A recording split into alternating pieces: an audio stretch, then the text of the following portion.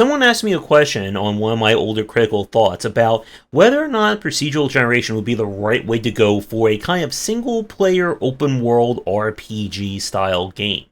And for this first of two parters, I want to talk about why Procgen is not the magic bullet and where it will not work to make your game better.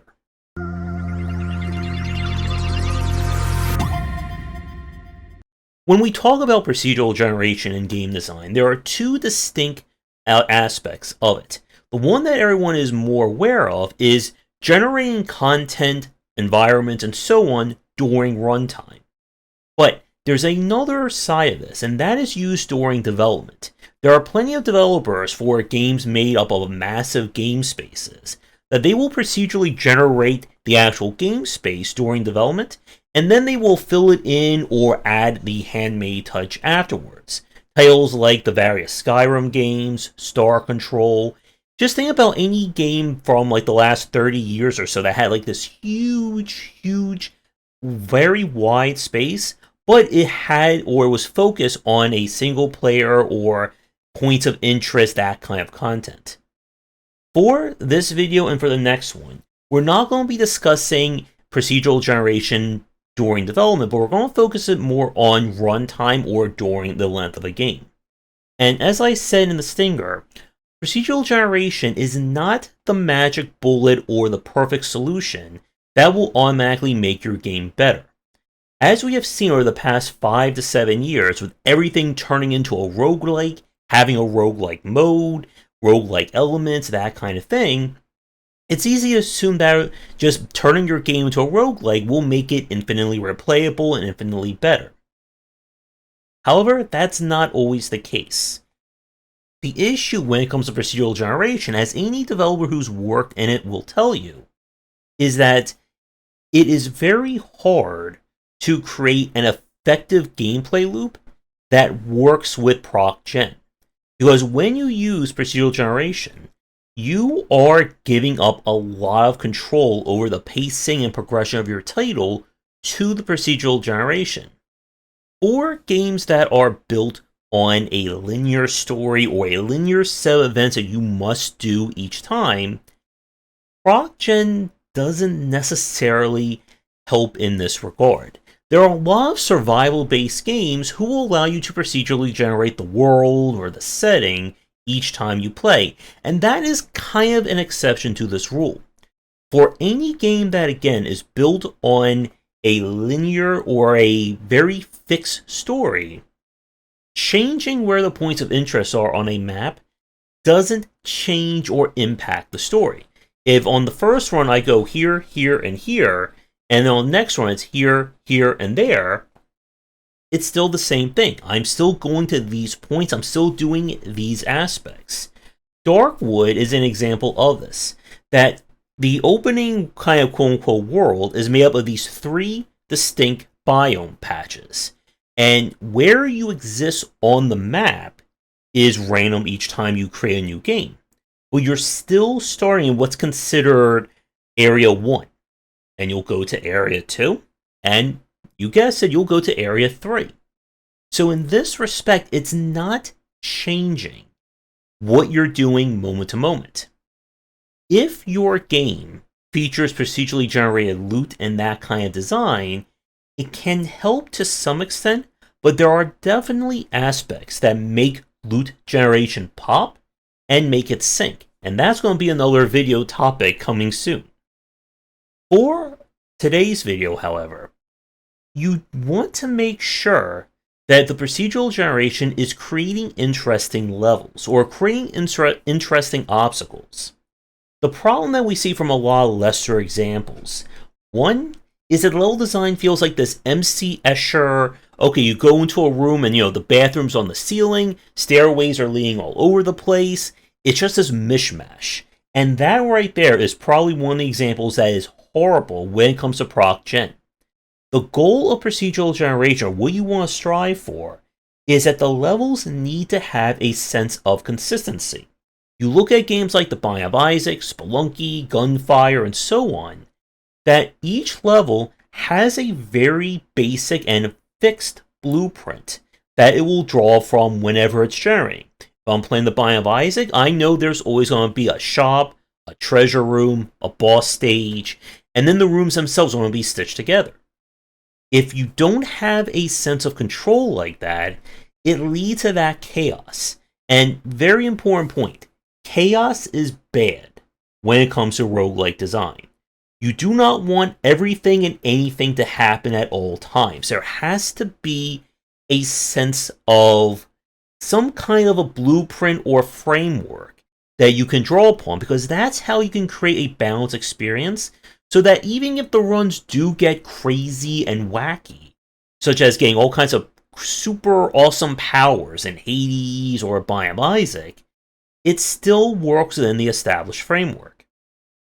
And you also want to make sure, and this is the other aspect when it comes to good and bad Procgen, a linear 100% fixed version of your game should be as enjoyable to play and playtest as well as a procedurally generated one.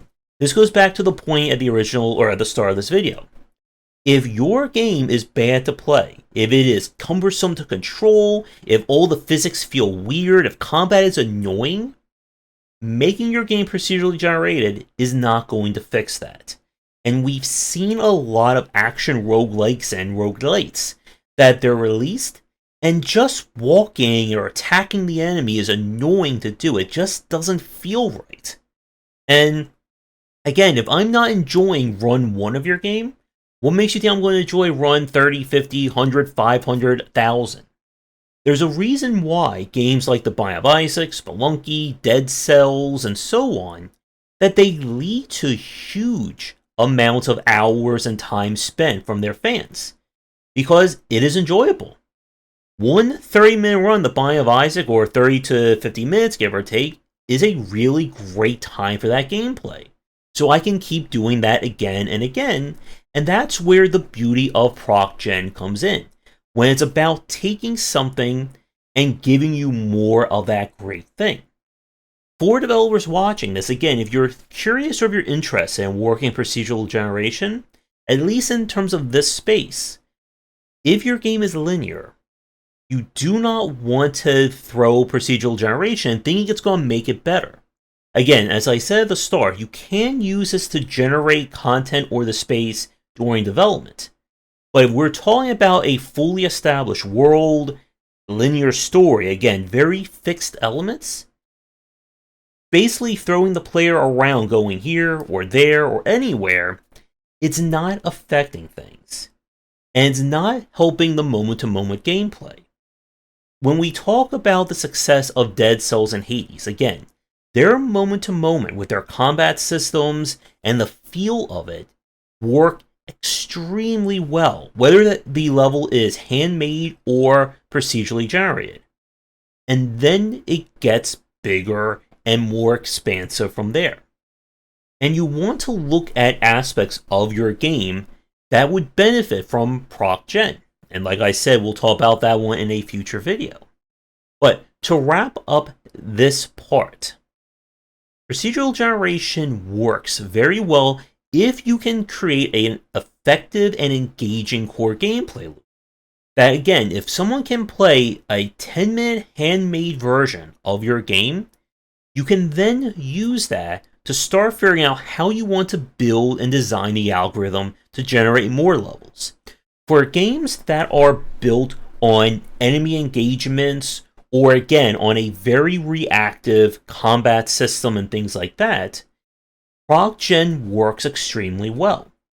In a game like a Counter-Strike, or a Dark Souls, or something that is involving a lot of hand-eye coordination, or a lot of reflex-driven gameplay, having enemies come from over there, or right behind you, is a very big deal.